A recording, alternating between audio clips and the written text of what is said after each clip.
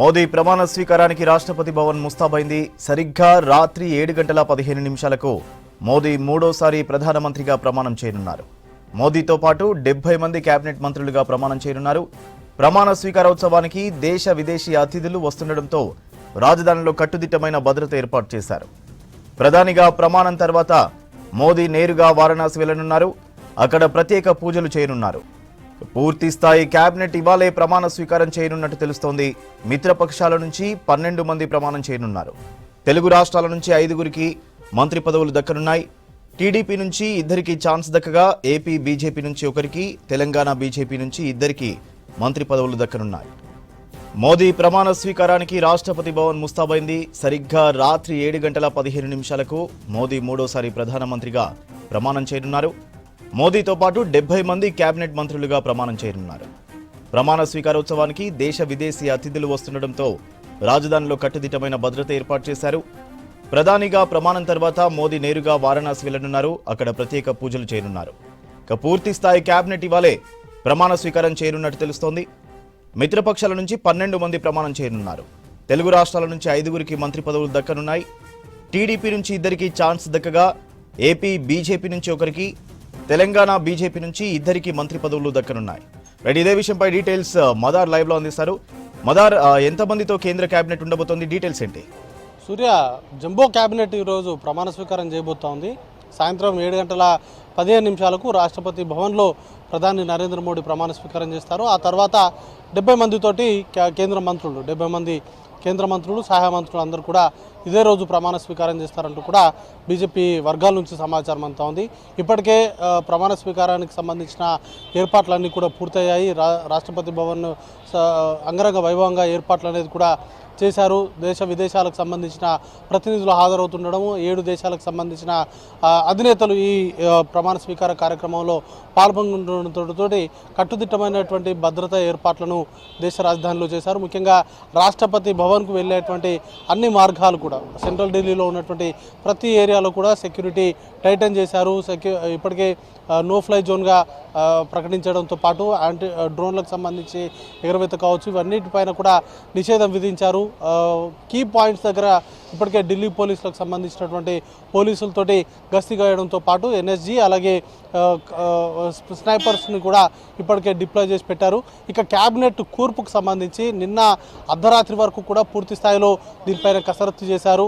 నిన్న అర్ధరాత్రి అమిత్ షా నివాసంలో జేపీ నడ్డా అలాగే ఇతర బీజేపీకి సంబంధించిన కీలక నేతలు భేటీ అయ్యి మంత్రివర్గ కూర్పు ఎలా ఉండాలి, మిత్రపక్షాలకు ఎవరెవరిని ఆహ్వానించాలి ఏంటి అనే దానిపైన ఒక నిర్ణయానికైతే వచ్చారు. నిన్న రాత్రి నుంచే ఎన్డీఏ పక్షాలకు సంబంధించినటువంటి నేతలు ఎవరైతే కేంద్ర మంత్రులుగా ప్రమాణ స్వీకారం చేయబోతున్నారో వారికి నిన్న రాత్రి నుంచే ఇన్ఫర్మేషన్ ఇచ్చారు. ఈరోజు ఉదయం నుంచి బీజేపీకి సంబంధించిన కేంద్ర మంత్రులుగా ఎవరైతే ప్రమాణ స్వీకారం చేస్తున్నారో వారందరికీ కూడా ఇన్ఫర్మేషన్ అనేది కూడా పాస్ చేశారు. చాలా వరకు గోప్యంగానే ఉంచారు. ఎవరెవరు ప్రమాణ స్వీకారం చేస్తున్నారు ఏంటి అనే దానిపైన చాలా వరకు గోప్యంగానే ఉంచారు. ఫోన్లో వచ్చినటువంటి నేతలు కూడా చాలా వరకు వారు బయటపడడానికి ఇష్టపడలేదు. స్వయంగా ప్రధాని నివాసంలో విందులో పాల్గొన్న తర్వాత ఎవరెవరైతే అక్కడికి వెళ్ళారో వారందరి పేర్లు అనేది కూడా బయటకు వచ్చినటువంటి పరిస్థితులు ఉన్నాయి. కొంతమంది బాహటంగానే చెప్పినప్పుడు మరికొంతమంది చాలా గోప్యతను మెయింటైన్ చేశారు. ఇక ఓవరాల్గా 70 మందితోటి ఈ క్యాబినెట్ ఉండబోతుంది. మొత్తంగా 78 మంది కేంద్ర మంత్రులు ఉండేటువంటి అవకాశం ఉంటే ఈ మొదటి ప్రమాణ స్వీకారోత్సవ కార్యక్రమంలోనే సుమారు 70 మందితోటి ఈ ప్రమాణ స్వీకారం చేయించబోతున్నారు. వారికి సంబంధించినటువంటి పోర్ట్ఫోలియోలు వాటన్నింటిపైన కూడా రేపు ఒక క్లారిటీ వచ్చేటువంటి అవకాశం ఉంది. ఇక కీలకంగా బీజేపీయే అగ్రతాంబులో ఉంటుంది. దీనికి సంబంధించినటువంటి క్యాబినెట్లో సుమారు 50 పైగా బీజేపీకి సంబంధించినటువంటి నేతలు ఉంటారు.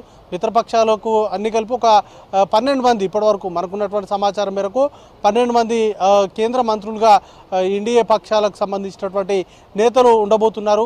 టీడీపీకి సంబంధించి 2, అలాగే జేడీయూ నుంచి 2, మిగతా పక్షాల నుంచి అప్నాదల్ కావచ్చు, ఎల్జేపీ ఇట్లాంటి ఒక్కొక్క పార్టీకి సంబంధించి ఒక్కొక్కరికి అవకాశాలు అనేది కూడా దక్కాయి. శివసేన షిండే వర్గానికి సంబంధించి ఒక నేతకు క్యాబినెట్లో పెడత అనేది కూడా కన్ఫర్మ్ అయింది. ఎన్సీపీకి సంబంధించి అజిత్ పవార్ వర్గానికి ఒక నేతకు క్యాబినెట్లో పెడత అనేది కూడా కన్ఫర్మ్ అయింది. ఇట్లా ఓవరాల్గా మిత్రపక్షాలకు సంబంధించి కేవలం 12 మందికి మాత్రమే బెర్తులు అనేది కూడా కన్ఫర్మ్ అయ్యాయి. మిగతా వారికి సంబంధించి మొత్తంగా బీజేపీకి సంబంధించిన సీనియర్ నాయకులు అలాగే కొత్త ఫేసెస్ను కూడా ఈసారి బీజేపీ ఎంకరేజ్ చేస్తుంది. ముఖ్యంగా సౌత్ రాష్ట్రాలపైన ప్రత్యేకంగా దృష్టి అనేది కూడా సారించారు. సౌత్ రాష్ట్రాలు ఎక్కడైతే బీజేపీకి కనీసం అక్కడ ఉన్నటువంటి పోటీ చేసినటువంటి స్థానాల్లో గెలవకపోయినప్పటికీ కూడా ఆ రాష్ట్రాల నుంచి ప్రాతినిధ్యం ఉండేలాగా జాగ్రత్తలు తీసుకున్నారు. ముఖ్యంగా తమిళనాడుకు సంబంధించి అన్నమలైకి ఈసారి కేంద్ర మంత్రివర్గంలో చోటు అనేది కూడా దక్కింది.